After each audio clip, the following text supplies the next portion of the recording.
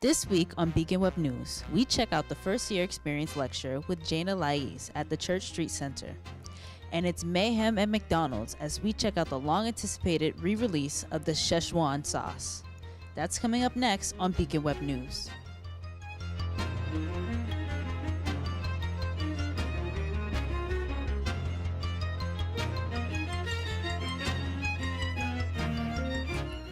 Hello and welcome to the October 11th edition of Beacon Web News. I'm Julia Teixeira. Yesterday, October 10th, an email was sent out by Public Safety regarding an armed home invasion that occurred at 11:30 a.m. within proximity of the MCLA campus. It is important for all students to be cautious when traveling on or off campus. Additionally, if you see or hear any suspicious activity, please report to campus police or dial 911 in any emergency situation. The race for state representative seat for the 1st Berkshire District became much smaller. After community members spent the day voting in the Democratic primary, the competition was narrowed down to one candidate, Barrett III. Now Barrett will face off against Republican candidate Christine Canning in November. BWN caught up with the Berkshire Democrat at the victory celebration. I'm ecstatic. I'm absolutely ecstatic. It was a great victory, and it's been a long, hard struggle the past few years, and I also think it's a victory for the middle-class people and in the entire northern Berkshire area. That's the message that I was running on. That was my concern out there, talking about things like education, especially even higher education, making sure that we can keep it affordable for the middle-income kids that are there, making sure that we can provide quality education for our local school systems and for their kids. But I think also most importantly too is that we have to rebuild our economy here in the northern Berkshire area. Are you interested in being a recruitment material for MCLA? A photographer will be on campus today, October 11th, to take campus photos of classrooms, students, faculty, and buildings. If you are available from 3:30 p.m. to 4:30 p.m. and would like to participate, please contact Columbia Cook at Office 365. And tonight, at 6:30 p.m. in Bowman 201, the physics department will be hosting the Marker Space, where students can come and learn about technology. Students will have the chance to learn about various electronics as well as how to create them. And this past Saturday, McDonald's re-released the highly anticipated Szechuan sauce, made popular by the television show Rick and Morty. The re-release was widely publicized, and many people lined the streets at various locations with the hopes of getting their hands on the sauce, including some MCLA students. BWN's Claire Harrison was there to have a taste. Claire? Thanks, Julia. I'm reporting here live at this McDonald's in Central Square in Cambridge, Massachusetts, one of the special locations where they're selling the Szechuan sauce. The sauce, now a cultural icon due to the adult cartoon Rick and Morty, was brought back for one day only. I am a huge Rick and Morty fan. I have been for a few years. Really excited about the last season. Fans were greatly disappointed when the widely publicized sauce sold out within minutes at almost all locations.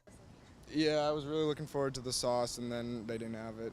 Because the sauce was only available at select McDonald's, some fans, especially MCLA students, had to go out of their way to find a participating store. I ended up walking downtown to McDonald's in North Adams to see if they had it, and they didn't, so I was a little disappointed, but... So we drove about an hour to Holyoke, and then proceeded to wait for 2 hours in a line, and then didn't end up getting any sauce. Thousands of people showed up at participating McDonald's hoping to get a taste of Szechuan sauce. When they couldn't get any, fan outrage got so bad that McDonald's had to issue a statement of apology, along with a promise to bring the sauce back again in the winter. So I think now that they're reintroducing the sauce, I think it'll be less chaos, and I think it'll pretty much die down. Though the promotion was technically a failure, Rick and Morty fans can still look forward to the possibility of more Szechuan sauce in the near future. Thanks, Claire. So many people traveled such a long way. Hopefully they'll be able to get their hands on the sauce very soon.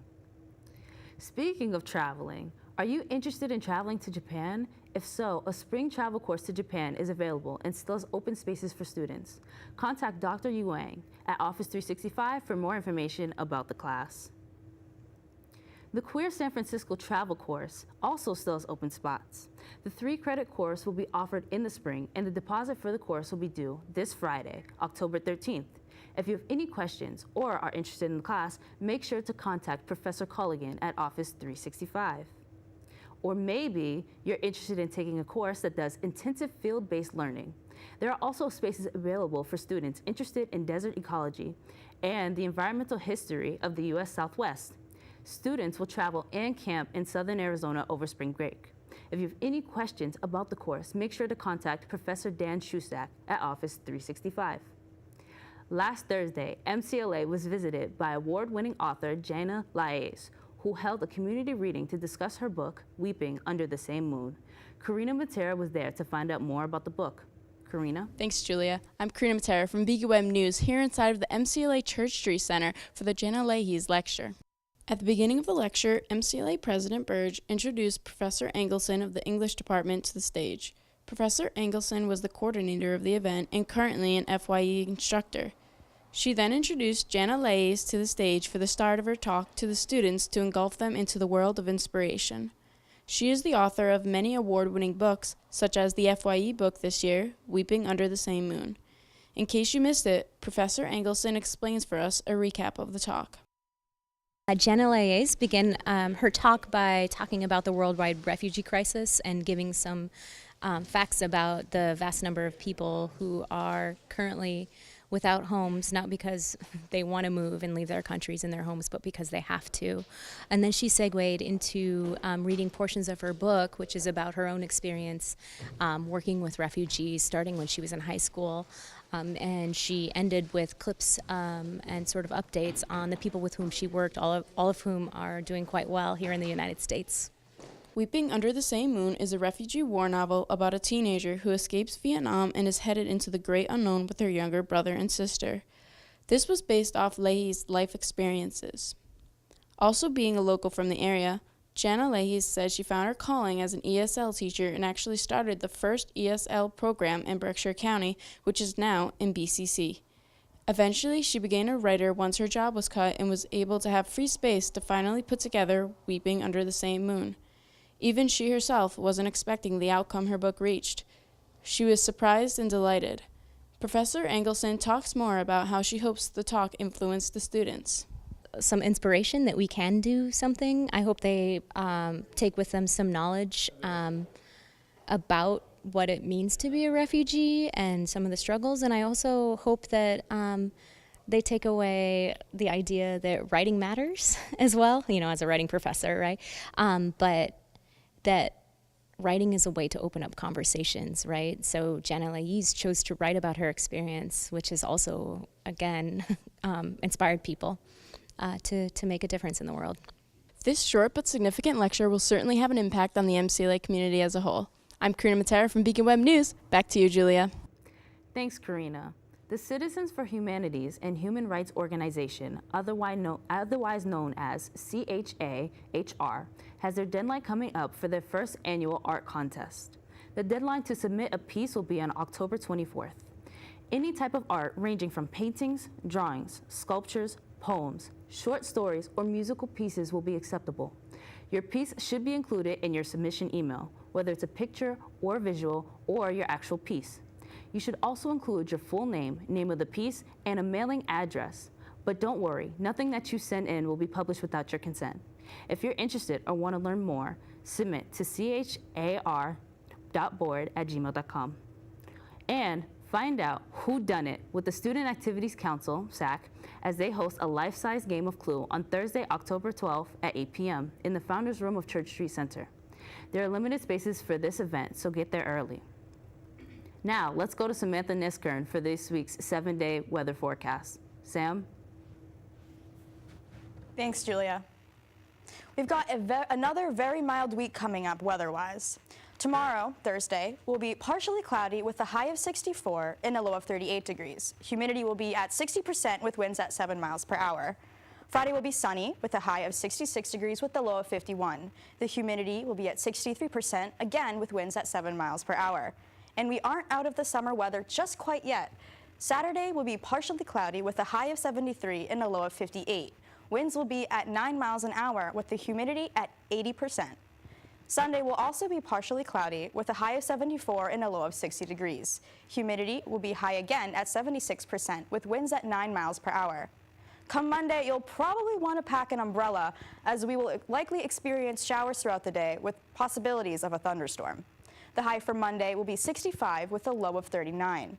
Humidity will reach a whopping 83% with winds at 10 miles per hour. Tuesday will feel more like fall, being partially cloudy with a high of 60 and a low of 38. Humidity will be at 60% with winds at 11 miles per hour. And finally, on Wednesday, we can enjoy clear sunny skies with a high of 64 and a low of 42 degrees. The humidity will be at 63% with winds at 6 miles per hour. That's the weather for this week. Back to you, Julia. Thanks, Sam. Even though the weather is still warm, fall is still here. And for this week's campus comment, we have Victoria Weichel asking students about their favorite part of the season. Victoria? My favorite part of fall is the leaves, and I really like going and buying pumpkins and carving them because it's fun. I think my favorite part about fall is the fact that my birthday's in it. My birthday's November 3rd, which is the smack dab middle of fall. And when I was really little, I used to think that fall was just the season of death because all the leaves died and pumpkins were rotting and Halloween. But then I realized I was born in fall, so there's a chance for rebirth and new happiness. And so I just get a warm, fuzzy feeling from fall every year. I mean, also because like pumpkins and Thanksgiving, it's a dope holiday, so can't really go wrong with fall. All the creativity that goes into it, how people want to express themselves a little bit differently. The colors, the flavors. Thanks, Victoria. With the beautiful fall colors underway, now is the perfect time for prospective students to visit campus. The first open house of the semester is coming up this weekend. On Saturday, October 14th, MCLA will open its doors from 9:30 a.m. until 2:30 p.m. to potential students and their families. MCLA students, faculty, and staff will be meeting with and speaking to those who attend the open house. The second open house will take place on Friday, November 10th. And that's it for this week. To stay up to date with BWN, you can follow us on social media. Thanks for watching, and we'll see you next week.